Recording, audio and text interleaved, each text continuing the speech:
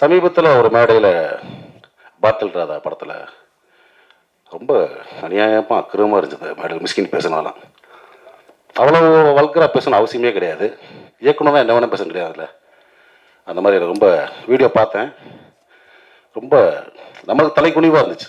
Tamil cinema வந்து இந்திய சினிமாவில் வந்து ஒரு பெரிய மதிக்கக்கூடிய ஒரு ஒரு இடத்துல இருக்குது தமிழ் சினிமா.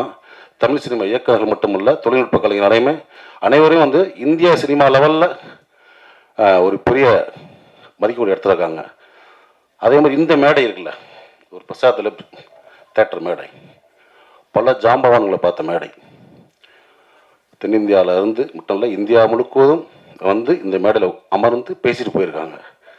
எவ்வளோ functions, audio launch, trailer release, success meet, இந்த மாதிரி.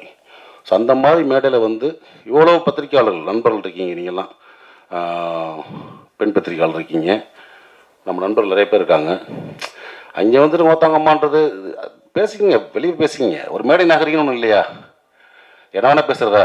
அவ்வளோ புக்கு படிச்சிருக்கீங்கன்றீங்க, அவ்வளோ படங்களை பார்த்துருக்கோம், உலக படங்களை பார்த்துருக்கேன்னு சொல்கிறீங்க, அவ்வளோ உலகம் போல புக்ஸை படிச்சிருக்கேன்றீங்க. அப்புறம் என்ன அறிவு இருக்கு உங்களுக்கு? குறைந்தபட்சம் நகரியம் வேணாமா? ஒரு மேலே பேசுகிற பேச்சா? உங்களுக்கு பெண் குழந்தை இருக்குது, எல்லாத்துக்கும் பெண்கள், எனக்கு பெண் குழந்தை இருக்குது, ஸோ எல்லாத்துக்கும் இருக்காங்க. ஸோ மேடை நாகரிகம்ன்றது ரொம்ப முக்கியம். இந்த மேடை எவ்வளோ நாகரிகமாச்சு பார்த்தீங்களா? யாராவது தப்பான வார்த்தை அதெல்லாம் கிடையாது. தம்பின்னு கூப்பிடுறது வேறு. தம்பி நம்ம எல்லாத்தையும் கூப்பிடலாம். வாடா தம்பி, உட்கார தம்பி, எந்திரா தம்பின்னு. அவன் நம்ம அண்ணன் நினைக்கணும், அது முக்கியம் ரொம்ப. அப்படி உங்களை யார் அண்ணன் நினச்சா எனக்கு தெரில. எல்லாத்தையும் சக்கட்டு மடிக்கு வாடான்றாரு, போடான்றாரு, உட்காருன்றாரு. இதை நான் இன்னைக்கு பேச நினைக்கல, தொடர்ந்து பல மேடைகளை பார்த்துட்டு வரேன் நான் மிஸ்கின் பேச்சுக்களை. சமீபத்தில் அண்ணன் பாலானுக்கு வந்து 25th இது இயர் கொண்டாட்டம்.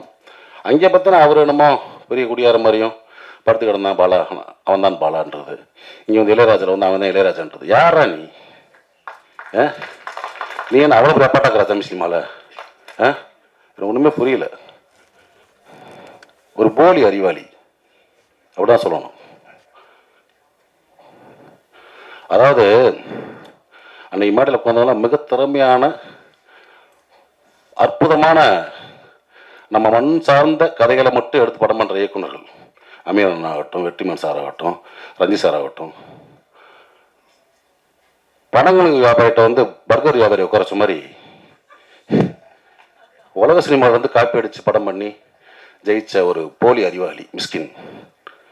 எதுக்கு இந்த மாதிரி ரொம்ப அநாகரிகமாக ஒரு மேடையில் வந்து ஒரு ஆணுறுப்பெல்லாம் சொல்லி பேசி ரொம்ப மனசு கஷ்டமாக இருந்துச்சு. ஏன்னா தமிழ் சினிமா இயக்குநர்களை நான் வந்து பெரிதும் மதிக்கக்கூடிய ஒரு கலைஞன். நான் எப்பயுமே ஒரு ஷூட்டிங் ஸ்பாட்டுக்கு போனாலும் சரி, இயக்குனர் என்ன சொல்கிறதோ நான் வந்து அப்படியே கேட்டு நடிப்பேன்.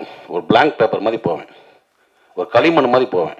என்னை எப்படி வேணால் வடிக்கலாம், எப்படி வேணால் எழுதலாம், எதையுமே நான் பண்ண மாட்டேன். என்ன எங்களோட ஒர்க் பண்ண உங்களுக்கு தெரியும். அதே மாதிரி பொட்டேஷன் சைடு மற்ற விஷயம் ரொம்ப அந்த டார்ச்சர்லாம் பண்ணக்கூடிய ஆர்ட்ஸ் கிடையாது. ஏன்னா நம்ம கீழேருந்து வந்திருக்கோம், ரொம்ப கஷ்டப்பட்டு ஒரு இடத்துக்கு வந்திருக்கோம். தமிழ் சினிமாவையும் தமிழ் சினிமா இயக்குநர்களையும் பெரிதும் மதிக்கக்கூடிய ஒருத்தன் தான். ஆனால் அந்த மேடை எனக்கு வந்து ரொம்ப அருவருப்பாக இருந்துச்சு. ஸோ மிஸ்கின் அவர்களே, நீங்கள் தம்பியாக இருக்கலாம், அண்ணன் இருக்கலாம், இல்லை என் ஒத்த வயதாக இருக்கலாம். சினிமா சொல்லுவாங்கள்ல, உங்கள் அம்மா எங்கள் அம்மா இல்லை சினிமாடான்னு. சினிமா இது. நீங்கள் வந்து ஒன்றும் ஒரு ட்ரெண்ட் செட் ஃபிலிம் பண்ணியெல்லாம் நீங்கள் வந்து ஜெயிக்கலை. குத்தாட்ட பாடல்கள், ரொம்ப சாதாரண கதையில் எடுத்தான்னு ஜெயிச்சிருக்கீங்க நீங்கள். சுசீந்திரன் மாதிரி ஒரு மண் சார்ந்த வெண்ணிலா கபடிகள் எடுத்தோ, அமீரண்ண மாதிரி ஒரு பருத்திவரன் எடுத்தோ, ரஞ்சித் சார் மாதிரி ஒரு மெட்ராஸ் படம் எடுத்தோ, பாலான மாதிரி சேது படம் எடுத்தோ, பாலாசித்தல் மாதிரி ஒரு காதல் படம் எடுத்தோ, ஒரு கிழங்கு மாதிரி தோண்டி எடுத்து நீங்கள் படம் பண்ணல. வெளிநாட்டு படங்களுடைய முகத்தில் அதனுடைய ஷார்ட்ஸை காப்பி பண்ணி, சீன்ஸை காப்பி பண்ணி ஜெயிச்ச ஆள். ஸோ நீங்கள் வந்து ஒரு போலி புத்திசாலி. அதை நான் வச்சுக்கிட்டு பிறகு இன்னும் பல மேடைகள் நீங்கள் பேசலாம், கொஞ்சம் நாகரிகமாக பேசுங்க. ஏன்னா நீங்கள் உட்காந்துருக்க மேடைகளில் பெரும் கலைஞர்கள் உட்காந்துருப்பாங்க. அன்றைக்கெல்லாம் மேடையில் சொல்கிறார், வெற்றிமாறனையும் ரஞ்சித் அமீர் இந்த மற்ற குடியார்கள் நீ பார்த்தீங்களா? ஊற்றியா கொடுத்தீங்க? கேவலமாக இல்லையா? அதெல்லாம் எத்தனையோ பேர் குடிக்காமல் இருந்துடலாம், குடிப்பழக்கம் இல்லாத இருக்கலாம் மேடையில்.